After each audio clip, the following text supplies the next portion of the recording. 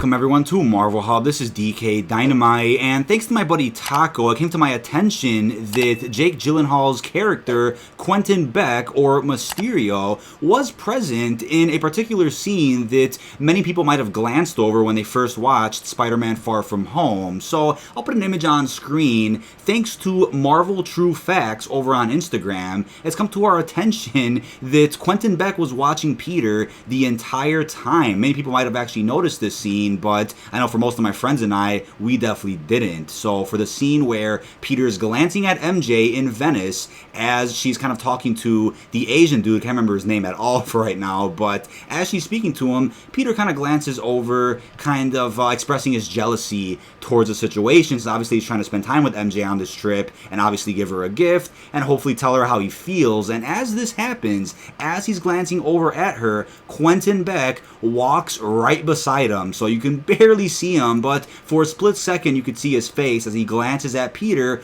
watching him for unknown reasons. Just probably formulating his plan so that he could eventually gain access to the Edith glasses, which Tony left behind for Peter. And there's also an on-set image of the director John Watts with Jake Gyllenhaal in this exact same outfit that matches the scene. So we can 100% know for a fact Quentin Beck was watching Peter for a majority of the film when the audience probably didn't even know it. So Quentin Beck definitely had a really good trick up his sleeve when it comes to manipulating Peter into giving him the Edith glasses. And definitely worked out in the end up until when Peter finally defeated him on the London Bridge. So besides that, there are people out there who had speculated that this was actually the scene when Peter finally returned home and was picked up by Aunt May at the airport. People thought that it was Quentin Beck at that scene taking a look at Peter after we all thought he died. But that would have been a great way to say that, boom, Mysterio lived through those events and is 100% proof that he made it out alive. But unfortunately, that's not the same scene. The airport scene takes place after the final fight between Spidey and Mysterio. The scene that I'm showing you guys on screen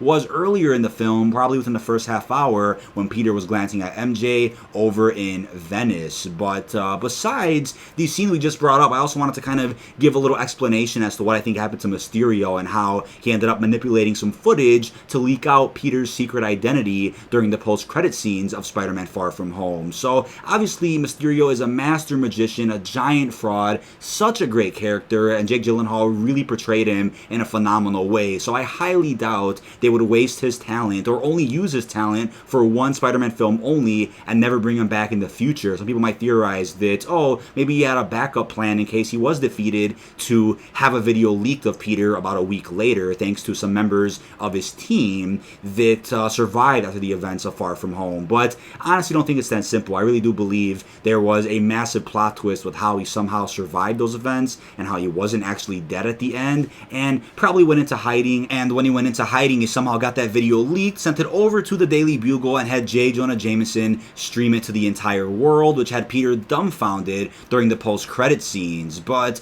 not only do I believe that Mysterio is still alive, but I also believe the plot twist with Peter's identity being shared to the entire world is gonna be reversed in some way, shape, or form, either at some point in Spider-Man 3, maybe a future Spider-Man movie. It'll be reversed at some point because unless Marvel writes some phenomenal, flawless storyline where Peter's identity is revealed to everybody and is staying that way for the rest of the duration of his career as Spider-Man, unless they write something so clever and just great that really resonates well with the fans, I really do believe there'll be a way they can revert that. And I think the way they can revert that is maybe by following some comics, having Doctor Strange wipe the world's memory of it somehow once it becomes a little more stronger as a sorcerer, if they end up exploring that later in the MCU. Not sure if that's possible. They could have a Skrull sort of transform into Peter or Spider-Man and stand beside Peter or Spider-Man just to show everybody that they're not the same person.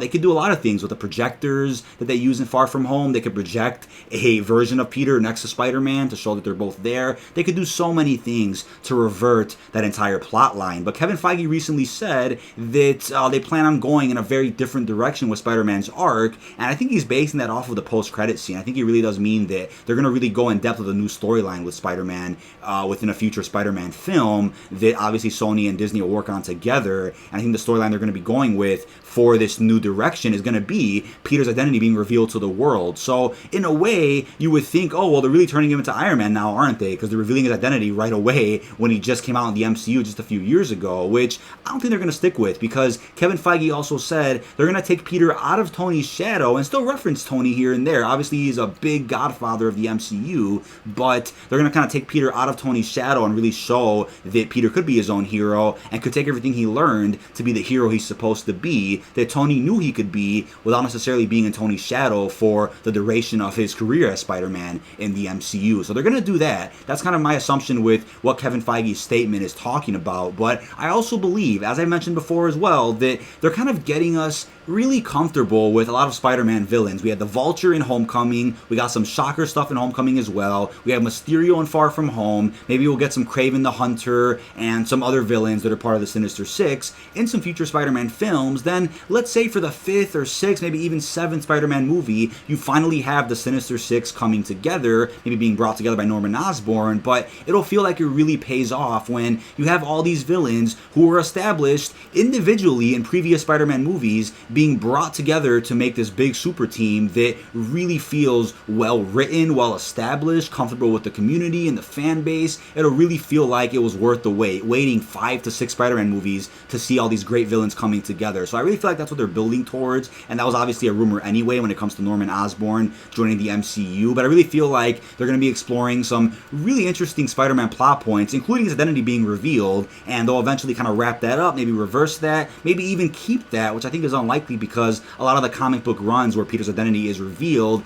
didn't sell so well and didn't really resonate well with the Marvel community. So I'm sure they will revert that at some point in maybe the next Spider-Man sequel, maybe the one after that. We just have no idea. But I really feel like there was a big plot twist left behind in Far From Home when it comes to Mysterio's whereabouts, when it comes to Peter's identity being revealed. But just wanted to make this quick video talking about Spider-Man Far From Home again and what I think they're really building towards, because I do feel like Spider-Man in the MCU is going to be very, very different from the recent Spider-Man portrayals we've seen from Sony with Tobey Maguire and Andrew Garfield. They're taking this Spider-Man in a different direction, and they're going to be taking him out of Tony's shadow within the next sequel for Spider-Man, which is great to hear, because I think we're really going to see some comic-accurate stuff while also seeing some different, innovative storylines that we didn't expect for Tom Holland's portrayal of Spider-Man in the MCU. But that's about it. This has been DK Dynamite. Check all links down below in the description. Be sure to like, comment, and subscribe, and turn notifications on to stay up to date with the latest and greatest Marvel news and information. And